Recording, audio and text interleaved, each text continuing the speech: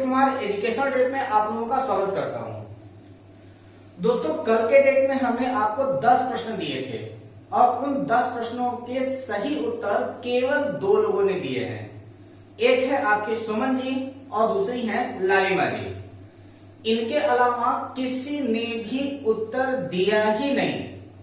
आपने ऐसा क्यों किया, ये आप स्वयं जानते होंगे। अगर आपको हमारे वीडियो के कोई भी कंटेंट अगर आपको ना समझ में आया करे तो आप सीधे हमें कमेंट बॉक्स में हमसे पूछा जरूर करें।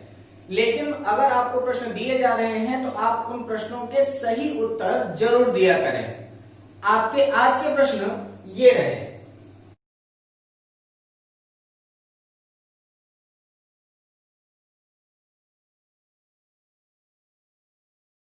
दोस्तों, आज हम लोग बात करने जा रहे हैं 2 महत्वपूर्ण धर्मों के बारे में जिसे हम लोग इस्लाम धर्म और ईसाई धर्म के नाम से जानते हैं। दोस्तों, जब बात करें हम धर्मों की तो 3 प्रमुख धर्म हमारे भारत में हैं। वैसे भारत जो है संप्रदायों का देश माना जाता है, जिसमें कई प्रकार के संप्रदाय हैं, जिनमें 4 प्रमुख हैं, जिनमें से हिंदू, मुस्लिम, सिख, ईसाई। इसके अलावा जो और पाए जाते हैं वह बुद्ध, जैन, पारसी इत्यादि धर्मों के लोग हमारे भारत में पाए जाते हैं या फिर निवास करते हैं, रहते हैं। इन सभी धर्मों में से सिख धर्म को हिंदू धर्म के सबसे ज्यादा निकट माना जाता है और उनके प्रवर्तक, उनके जो गुरु हैं, वह गुरु नानक देव जी को माना जाता है, जिनका जन्म जो है वह गुरु पूर्णिमा के दिन हुआ था, जिसे श्रावण पूर्णिमा के ही नाम से जाना जाता है। अगर हम बात करें आपके इस्लाम धर्म और ईसाई धर्म की तो ऐसा कहा जाता है कि इन्होंने यहाँ पर अपने ज्ञान का प्रकाश जब फैलाया तो इस्लाम धर्म के प्रवर्तक हजरत मोहम्मद साहब और ईसाई धर्म के प्रवर्तक ईसा मसीह दोनों ने अपने आप को ईश्वर का पुत्र माना। या फिर हम लोग ये कहें कि अब तक भारत में जितने भी धर्म हुए, इस पृथ्वी पर जितने भी धर्म हुए, उन सभी के अनुयायियों ने, उन सभी के पैगंबरों ने सिर्फ और सिर्फ ये कहा कि वह ईश्वर के पुत्र हैं। चाहे वह आपके मुस्लिम धर्म वाले हों या फिर वह आपके ईसाई धर्म वाले हों, इन सभी के पैगंबरों ने अपने आप को ईश्वर का पुत्र कहा था। लेकिन हिंदू धर्म में भगवान श्री कृष्ण इकलौते ऐसे हुए हैं जिन्होंने गीता में, जो आपके कुरुक्षेत्र में दी गई, हरियाणा के कुरुक्षेत्र में दी गई जो गीता है, उस गीता में उन्होंने यह कहा था, एको हम द्वितीयो नास्ति अहम ब्रह्मास्मि। उन्होंने कहा था कि मैं ही एक हूं, मेरे अलावा कोई और नहीं है, क्योंकि मैं ही ब्रह्म हूं। इसके अलावा जितने भी धर्म प्रवर्तक हुए, उन सभी ने अपने आप को ईश्वर का प्रतिनिधि ही माना था, ईश्वर का पुत्र ही माना था।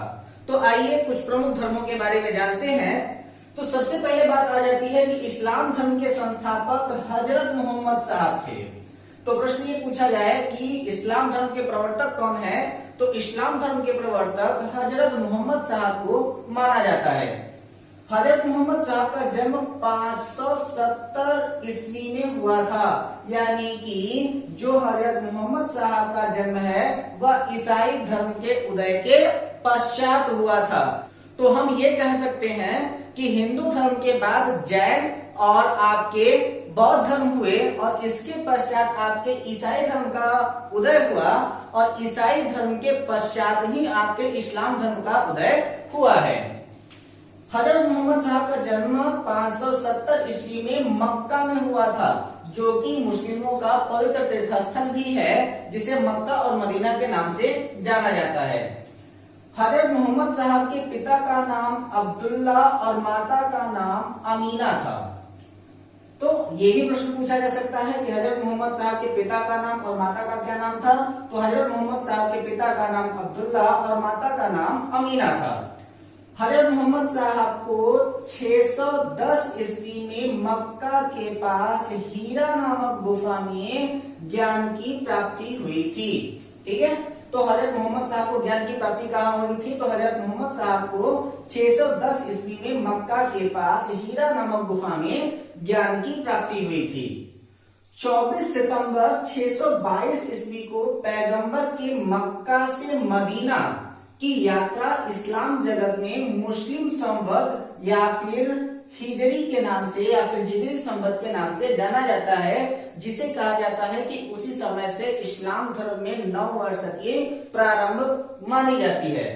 तो 24 सितंबर 622 ईस्वी को पैगंबर के मक्का से मदीना की यात्रा हुई थी, ठीक है। इसीलिए ज्यादातर जो हज यात्री होते हैं वो 24 सितंबर से ही अपनी हज की यात्रा प्रारंभ करते हैं। तो 24 सितंबर 622 ईस्वी को पैगंबर के मक्का से मदीना की यात्रा इस्लाम जगत में मुस्लिम संवत या फिर हिजरी संवत के भी नाम से जाना जाता है, और यही है आपके मुस्लिमों का नववर्ष, ठीक है। मोहम्मद साहब की शादी 25 वर्ष की अवस्था में खदीजा नामक विधवा के साथ हुआ था, ठीक है। तो जो आपके पैगंबर मोहम्मद साहब की शादी किसके साथ हुई थी, तो 25 वर्ष की अवस्था में इनका जो विवाह हुआ था वो खदीजा नामक विधवा के साथ हुआ था, ठीक है। इनकी पुत्री का नाम फतिमा था, और इनकी पुत्री का नाम क्या था, फतिमा था, और दामाद का नाम था अली हुसैन, ठीक है। तो मोहम्मद साहब की शादी 25 वर्ष की अवस्था में खदीजा नामक विधवा के साथ हुई थी। इनके पुत्री का नाम फातिमा तथा दामाद का नाम अली हुसैन है। देवदूत जिब्रील ने पैगंबर मोहम्मद साहब को कुरान, जो कि अरबी भाषा में लिखा गया था, संप्रेषित किया। तो ये प्रश्न पूछा जाता है कि कुरान को किसने लिखा, तो कुरान को लिखा है किसने, जिब्रील ने लिखा है। तो देवदूत जिब्रील ने पैगंबर मोहम्मद साहब के कुरान को अरबी भाषा में लिखा। कुरान इस्लाम धर्म का पवित्र ग्रंथ है, जैसे कि प्रत्येक धर्म का पवित्र ग्रंथ होता है। हिंदू धर्म का पवित्र ग्रंथ क्या है, श्रीमद् भागवत गीता है। और इस्लाम धर्म का क्या है, तो इस्लाम धर्म का है आपका कुरान। इसके बाद फिर सिख धर्म का क्या है, तो सिख धर्म का है गुरु ग्रंथ साहिब। और आपके ईसाई धर्म का क्या है, तो ईसाई धर्म का पवित्र ग्रंथ है बाइबल, ठीक है। तो कुरान इस्लाम धर्म का पवित्र ग्रंथ है। इसमें पैगंबर साहब की शिक्षाओं का उपदेश है, ठीक है। इसमें किसका उपदेश दिया गया है, तो इसमें पैगंबर मोहम्मद साहब ने जो उपदेश दिया था उसका संग्रह कहां पर किया गया है, तो कुरान शरीफ में जो पैगंबर मोहम्मद साहब थे इनकी शिक्षाओं का उपदेश दिया गया है। पैगंबर साहब की मृत्यु 8 जून 632 ईस्वी को हुई है, ठीक है। यह भी प्रश्न इंपॉर्टेंट है और पूछा भी जाता है कि पैगंबर साहब की मृत्यु कब हुई है, तो पैगंबर मोहम्मद साहब की मृत्यु हुई है 8 जून 632 ईस्वी को, ठीक है। मोहम्मद साहब की मृत्यु के बाद इस्लाम शिया और सुन्नी में बट गया, ठीक है। जब मोहम्मद साहब की मृत्यु हुई तो इसके बाद मतभेद होने के कारण जो आपका इस्लाम धर्म है वह दो भागों में बटा, जिसे शिया और सुन्नी के नाम से जाना जाता है। अब ये बात कही जाती है कि शिया कौन है और सुन्नी कौन है, तो जो आपके सुन्नी है, सुन्नी वो होते हैं जो सुन्ना में विश्वास रखते हैं। सुन्ना का मतलब होता है कि जो आपके मोहम्मद पैगंबर साहब की दी हुई शिक्षाएं हैं, तो मोहम्मद पैगंबर साहब की दी हुई शिक्षाओं में विश्वास रखने वाले जो हैं वह क्या कहलाए, तो वह कहलाए सुन्नी। और शिया क्या है, तो शिया वह है जो अली की दी हुई शिक्षाओं के ऊपर विश्वास रखते हैं। अली कौन है, आपको ये पता दिया है मैंने कि अली जो है वो आपके अली का मतलब अली हुसैन, ये जो है वो आपके मोहम्मद पैगंबर साहब के दामाद थे, ठीक है। यानी कि फातिमा के पति थे और मोहम्मद पैगंबर साहब की क्या थे, वो दामाद थे। तो यहाँ पर जो आपके शिया है वह किसकी बातों में विश्वास रखते हैं, तो वह अली हुसैन की बातों में विश्वास रखते हैं। सुन्नी किसमें विश्वास रखते हैं, तो सुन्ना में, यानी कि पैगंबर साहब के कहे हुए कथनों के ऊपर विश्वास रखते हैं। अली की हत्या 661 ईस्वी में हुई थी तथा अली के पुत्र हुसैन की हत्या 680 ईस्वी में करबला, जो कि प्रेजेंट टाइम में ईरान में पड़ता है, में हुई थी, ठीक है। तो अली की हत्या कब हुई, तो अली की हत्या हुई है 661 ईस्वी में। और अली के पुत्र हुसैन की हत्या कब हुई है, तो वह हुई है आपके 680 ईस्वी में। और इसीलिए कहा जाता है कि जो शिया संप्रदाय वाले हैं वह इनके निधन के समय में जो आपके अली और हुसैन की मृत्यु हुई है उसी के समय में ये लोग शोक मनाते हैं और शोक मनाने के लिए वह करते क्या है, ताजिया निकालते हैं। ठीक है, तो ताजिया कब निकाली जाती है, तो ताजिया निकाली जाती है अली और हुसैन की मृत्यु के शोक के रूप में ताजिया निकाली जाती है। ठीक है, पैगंबर साहब के उत्तराधिकारी खलीफा कहलाए। ठीक है, तो अब ये प्रश्न पूछा जाता है कि पैगंबर साहब के उत्तराधिकारी वो क्या कहलाते हैं, तो पैगंबर साहब के उत्तराधिकारी क्या कहलाए, तो पैगंबर साहब के उत्तराधिकारी जो है वो खलीफा कहलाए। यह पद 1924 तक रहा। यह भी प्रश्न पूछा गया है आपकी पीसीएस की परीक्षा में कि इस्लाम धर्म में खलीफा पद कब तक रहा, तो इस्लाम धर्म में खलीफा पद रहा है कब तक, 1924 तक। ठीक है, इसके पश्चात हुआ क्या कि 1924 में तुर्क शासक मुस्तफा कमाल पाशा ने इसे समाप्त कर दिया था। ठीक है, तो सन 1924 में तुर्की शासक मुस्तफा कमाल पाशा ने खलीफा पद को ही क्या कर दिया, समाप्त कर दिया। ठीक है, इसके पश्चात यह कहा जाता है कि जो आपका इब्न इसाक ने सबसे पहले पैगंबर साहब का जीवन परिचय लिखा था। ठीक है, तो सबसे पहले मोहम्मद पैगंबर साहब का जीवन परिचय या फिर जीवन चरित्र किसने लिखा, तो पैगंबर मोहम्मद साहब का जीवन चरित्र सबसे पहले लिखा है किसने, इब्न इसाक ने लिखा है। ठीक है, इसके पश्चात यहाँ पर क्या है कि मोहम्मद साहब पैगंबर के जन्मदिन पर ईद ए मिलाद उन नबी पर्व मनाया जाता है। यह प्रश्न पूछा भी गया है कि ईद का पूरा नाम क्या है, तो ईद का पूरा नाम क्या है, तो ईद का पूरा नाम है ईद ए मिलाद उन नबी, जो कि कब मनाया जाता है, तो मोहम्मद साहब यानी कि पैगंबर मोहम्मद साहब के जन्मदिन पर ईद ए मिलाद उन नबी मनाया जाता है। ठीक है, भारत में सर्वप्रथम इस्लाम का आगमन अरबों के जरिए हुआ। भारत में सबसे पहले इस्लाम का आगमन कब हुआ, तो वह 712 ईस्वी में अरबों के जरिए भारत में सबसे पहले इस्लाम का आगमन हुआ, जिस समय में अरबों ने सिंध को जीत लिया था। ठीक है, और जब सिंध को उन्होंने जीत लिया तो उसके पश्चात उन्होंने मुस्लिम धर्म की नींव रखी और सबसे पहले भारत के इसी भाग में इस्लाम धर्म एक महत्वपूर्ण धर्म के रूप में बनकर के उभरा। ठीक है, इसके बाद आपकी विभिन्न प्रतियोगी परीक्षाओं में एक शब्द पूछा जाता है कि किबला क्या है, तो इसका अर्थ होता है कि भारत में जितने भी मुस्लिम संप्रदाय के लोग हैं वह मुस्लिम संप्रदाय के लोग मक्का की दिशा में मुंह करके अपना नमाज अदा करते हैं। ठीक है, तो जब वो नमाज अदा करते हैं तो भारत से जो आपका मक्का है वह पश्चिम दिशा की ओर पड़ता है, इसलिए लोग हमारे भारत में जो लोग नमाज अदा करते हैं वह पश्चिम दिशा की ओर बैठ करके नमाज अदा करते हैं, और इस नमाज अदा करने की यह जो प्रक्रिया होती है उसी को हम लोग क्या कहते हैं, किबला के नाम से जानते हैं, यानी कि उसे हम लोग किबला कहते हैं। इसके पश्चात अगर हम देखें ईसाई धर्म की बात करें तो ईसाई धर्म के जो संस्थापक हैं वह ईसा मसीह को माना जाता है। तो ईसाई धर्म के संस्थापक कौन है, तो ईसाई धर्म के संस्थापक हैं ईसा मसीह। ईसाई धर्म का जो प्रमुख ग्रंथ है वह कौन सा है, तो वो है बाइबल।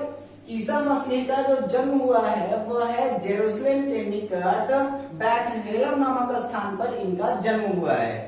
तो ईसा मसीह का जन्म कहाँ हुआ, तो ईसा मसीह का जन्म हुआ है जेरूसलम के निकट बैथलेहम नामक स्थान पर ईसा मसीह का जन्म हुआ। ईसा मसीह के जन्म को क्रिसमस के रूप में मनाते हैं। ठीक है, तो यह भी प्रश्न इंपॉर्टेंट है कि ईसा मसीह के जन्म को किस रूप में मनाते हैं, तो ईसा मसीह के जन्म को क्रिसमस के रूप में मनाया जाता है और वह डेट है आपकी 25 दिसंबर। ठीक है, ईसा मसीह के पिता का नाम जोसेफ और माता का नाम मेरी था। ठीक है, तो ईसा मसीह के पिता का नाम था क्या, जोसेफ, और माता का क्या नाम था, तो इनकी माता का नाम जो है वो मेरी था। ईसा मसीह के जीवन के 30 वर्ष एक बढ़ई के रूप में बैथलेहम के निकट नाजरेथ में बिताया था। ठीक है, तो जो आपके ईसा मसीह हैं इन्होंने अपने जीवन के प्रारंभिक 30 वर्ष जो है वो एक बढ़ई के रूप में बैथलेहम के ही निकट जहां पर स्थान का नाम है आपका नाजरेथ, उसी नाजरेथ में इन्होंने बढ़ई के रूप में अपने जीवन के 30 वर्ष बिताए थे। संन्यास लेने के पश्चात इनके प्रमुख 2 शिष्य हुए। जो प्रथम इनके 2 शिष्य हुए, इनका नाम था एंड्रूस और पीटर। यह प्रश्न पूछा भी गया है और इम्पोर्टेंट भी है कि ईसा मसीह के 2 प्रमुख शिष्य कौन है। तो ईसा मसीह के 2 प्रमुख शिष्य है कौन, तो एक है आपके एंड्रूस और दूसरे हैं आपके पीटर। ठीक है। ईसा मसीह को सूली पर रोमन गवर्नर पोंटियस ने चढ़ाया था। तो ये भी प्रश्न इंपॉर्टेंट है और पूछा गया भी प्रश्न है कि ईसा मसीह को सूली पर किसने चढ़ाया। तो ईसा मसीह को सूली पर चढ़ाया है रोमन गवर्नर पोंटियस ने। ईसा मसीह को 33 ईस्वी में सूली पर चढ़ाया गया। तो यह भी प्रश्न इंपॉर्टेंट है कि ईसा मसीह को सूली पर कब चढ़ाया गया। तो ईसा मसीह को सूली पर चढ़ाया गया 33 ईस्वी में। ठीक है। ईसाई धर्म का सबसे पवित्र चिन्ह क्या है। तो ईसाई धर्म का सबसे पवित्र चिन्ह है क्रॉस। जैसे हिंदू धर्म का पवित्र चिन्ह क्या है, स्वास्तिक, ओम। उसी प्रकार से जो ईसाई धर्म है, उस ईसाई धर्म का पवित्र चिन्ह क्या है, वह क्या है, क्रॉस। ईसाई जो है वो तृत्व में विश्वास रखते हैं, तृत्व। अब ये तृत्व क्या है, तो तृत्व का मतलब होता है ईश्वर पिता, ईश्वर पुत्र, ईश्वर पवित्र आत्मा। ठीक है। तो तृत्व का मतलब होता है ईश्वर पिता, यानी कि जिसकी उपासना की जाती है। इसके बाद ईश्वर पुत्र, ईश्वर पुत्र के रूप में यहाँ पर स्वीकार किया गया है ईसा मसीह को। तो ये आपके ईश्वर पुत्र कौन है, तो ईश्वर पुत्र है आपके ईसा। और इसके बाद है आपका ईश्वर पवित्र आत्मा, यानी कि यहाँ पर ईश्वर के पवित्र आत्मा के भी बारे में विश्वास रखा गया है, जिसे तृत्व में शामिल किया गया है। 12वीं शताब्दी में फ्रांस में आरंभिक भवनों की तुलना में अधिक ऊंचे व हल्के चर्चों का निर्माण प्रारंभ हुआ। ठीक है। तो सबसे पहले यह प्रश्न पूछा जाता है कि चर्चों का निर्माण कब प्रारंभ हुआ, फ्रांस में। तो फ्रांस में चर्चों का निर्माण सबसे पहले प्रारंभ हुआ था 12वीं शताब्दी में। और वहां पर जिस आधार पर चर्चों का निर्माण किया जाता था, तो वह क्या थे कि उस समय के जो चर्च हुआ करते थे वो सामान्य भवनों से ऊंचे होते थे और हल्के बनाए जाते थे। इस कलाकृति को गोथिक के नाम से जाना जाता है। ठीक है। तो इस कलाकृति को क्या कहते हैं, तो इस कलाकृति को गोथिक कहते हैं। और पेरिस का नाइट्रेडम चर्च जो है वो इसी कलाकृति का एक उदाहरण है। ठीक है। तो फ्रांस की राजधानी है पेरिस, तो पेरिस का नाइट्रेडम चर्च जो है वो गोथिक कला का ही एक प्रकार का उदाहरण है। ठीक है। तो यह आपकी कुछ महत्वपूर्ण बातें थी आपके इस्लाम धर्म और ईसाई धर्म के बारे में। हम आशा करते हैं आपको हमारी यह वीडियो पसंद आई होगी। अगर आपको हमारी यह वीडियो पसंद आई हो तो हमारी इस वीडियो को लाइक करें, अपनी राय हमारे कमेंट बॉक्स में जरूर दें। अब तक भी अगर आपने हमारे चैनल को सब्सक्राइब नहीं किया है तो प्लीज हमारे इस चैनल को सब्सक्राइब करके बेल आइकन जरूर दबा दें, ताकि हमारे हर एक वीडियो की नोटिफिकेशन आपको सबसे पहले मिलती रहे। तथा इस वीडियो को ज्यादा से ज्यादा लोगों को शेयर करें। जिस प्रकार से कोरोना का संकट दिन ब दिन बढ़ता जा रहा है, उस प्रकार से सुरक्षा का संकट गहराता जा रहा है। इसलिए आप लोग अपनी सुरक्षा रखें, अपने परिवार की सुरक्षा रखें, अपना और अपनों का ख्याल रखें, हंसते रहें, मुस्कुराते रहें और अपनी पढ़ाई को कंटिन्यू रखें। मिलते हैं अपने अगले वीडियो में, जिसमें हम लोग बात करने वाले हैं मगध साम्राज्य के बारे में। और उसी मगध साम्राज्य के बारे में हम लोग बात करेंगे, जिससे आपको भारत की प्राचीनता के बारे में और भी कई बेहतरीन चीजें जानने को मिलेंगी। तब तक अपना ख्याल रखें। मिलते हैं अगले वीडियो में। धन्यवाद।